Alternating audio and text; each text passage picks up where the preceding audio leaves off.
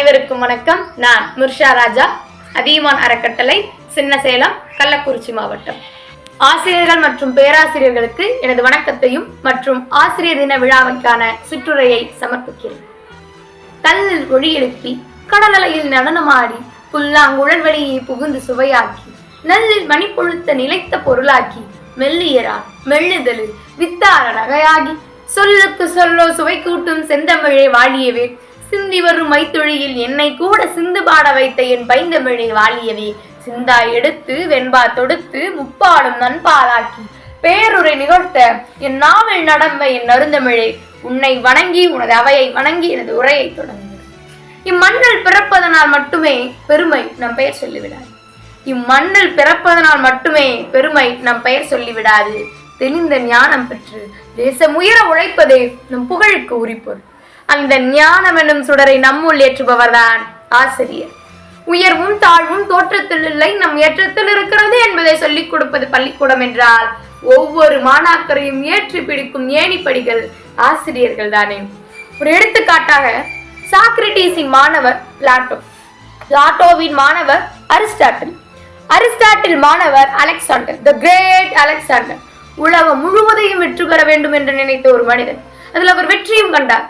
அவரிடம் சென்று கேட்கிறார்கள், உன்னால் எப்படி இந்த உலகத்தை ஜெயிக்க முடிந்தது என்று ஒரு கேள்வியை கேட்டபொழுது அவர் சொல்கிறார், இந்த உலகத்திற்கு நான் வருவதற்கு காரணம் என் பெற்றோர்கள். இந்த உலகத்திற்கு நான் வருவதற்கு காரணம் என் பெற்றோர்கள்.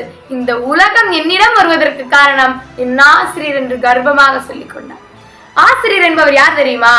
காட்டு மூங்கிலை கூட புல்லாங்குழலாக்கி பாட்டு பாட வைக்கும் இசையமைப்பாளர்கள், மாணவர்களின் வாழ்க்கை என்னும் திரைப்படத்தின் தலைச்சிறந்த இயக்குநர்கள், தகரத்தில் இருந்து தங்க சிலையை வடிக்கும் சிற்பிகள், பருத்தியிலிருந்து பட்டாடை செய்யும் நெசவாளர்கள், செவுக்கு மரமாக நடமாடி கொண்டிருக்கும் மாணவர்களை சந்தன மரமாக மாற்றுபவர்கள் தான் ஆசிரியர்கள். கல்வி எனும் திரி போட்டு அறிவி எனும் விளக்கேற்றி வாழ்வை ஒளிரச் செய்து ஒளிந்திருக்கும் திறமைகளை மெருகூட்டிய ஆசிரியர்களை போற்றுபாட ஏற்றதொரு நாள் செப்டம்பர் 5. 1954 ஜனாதிபதி மாளிகையிலிருந்து ஒரு ஆசிரியருக்கு ஒரு அழைப்பு வருகிறது. என்ன அழைப்புன்னு அந்த ஆசிரியர் குறிச்சு பார்க்கிறாரு. அந்த அழைப்புல நீங்கள் பாரத் ரத்னா விருதிற்கு தேர்வு செய்யப்பட்டிருக்கிறீர்கள் என்ற ஒரு அழைப்பு. அதை பார்த்ததும் அவர் ஒரு கடிதம் எழுதுறாரு. ஜனவரி 30 அன்று என்னால் அந்த விருதை வாங்க வர முடியாது என்று ஒரு கடிதம் எழுதுகிறார். ஏன் என்று காரணம் கேட்க அவர் சொல்கிறார், என்னிடம் ஆய்வு மேற்கொள்ளக்கூடிய 5 மாணவர்களின் ஆய்வு கட்டுரையை சமர்ப்பிக்கும் நாள் அன்றுதான், அதனால் என்னால் வர முடியாது. எனக்கு கொடுக்கக்கூடிய பாரத் ரத்னா விருதை விட என் மாணவர்களின் தேர்வுதான் எனக்கு முக்கியம், அதனால் நான் வரவில்லை என்று ஒரு கர்வமாக சொல்லிக் கொண்டார். அவர் யார் தெரியுமா? அவர்தான் சர் சி வி ராமன். எப்படிப்பட்ட தியாகம் தெரியுமா இந்த தியாகம்? இதான் ஒரு ஆசிரியரின் சிறப்பாக இருக்க முடியும் அல்லவா? மகாபாரதத்திலே தனியே போகிறவனுக்கு துணை என்று யக்ஷன் கேட்க பதிலளிக்கிறார் தர்மபுத்திரன். கல்விதான் என்று பதிலளிக்கிறான்.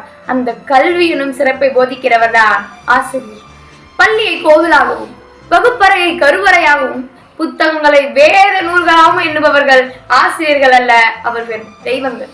அதனாலதான் மாதா பிதாவுக்கு அடுத்ததாக கடவுளை கூட வைக்காமல் நம் குருவை வைத்து கொண்டாடுகிறோம். தன் மகன் சான்றோன் என ஒரு தாய் பெருமை அடைவது போன்று, தன் மகன் சான்றோன் என ஒரு தாய் பெருமை அடைவது போன்று எவர் ஒருவர் தன் மாணவரின் வளர்ச்சியை கண்டு பெருமை அடைகிறாரோ அவர்தான் உண்மையான ஆசிரியராக இருக்க முடியும் அல்லவா? தன் பணிக்காக அல்லாமல் தன் மாணவர்களின் நலனுக்காக, சாதாரணமாக சொன்னால் ஒவ்வொரு நாளும் ஒவ்வொரு நிமிடமும் ஒவ்வொரு நொடியும் தன் மாணவர்களின் நலனுக்காக இரவு பகல் பார்க்காமல் உழைக்கிறார்களே, அவர்களை போற்றி பாடத்தான் செப்டம்பர் 5 இருக்க வேண்டும் என்று நான் சொல்லிக் கொள்கிறேன். ஆசிரியர் தினம் என்று ஒன்று வைத்து கொண்டாடுவதை விட்டுவிட்டு தினம் தினம் ஆசிரியரை கொண்டாடுவோம். நன்றி, வணக்கம்.